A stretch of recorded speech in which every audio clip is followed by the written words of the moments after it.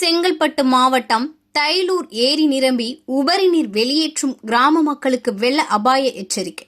செங்கல்பட்டு தொடர் மழையால் ஏரிகள் நிரம்பியது. வடகிழக்கு பருவமழை மற்றும் வெப்பசலனம் காரணமாக தொடர்ந்து விட்டுவிட்டு மழை பெய்தது. இதனால் பல ஏரிகள் முழு கொள்ளளவை எட்டியுள்ளது.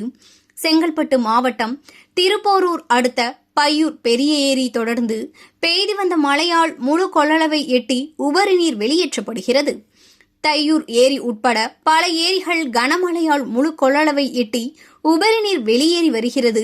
மேலும் மழை நீடிக்கும் என்பதால் கையூர் பொதுமக்களுக்கு வெள்ள அபாய எச்சரிக்கை விடுக்கப்பட்டுள்ளது.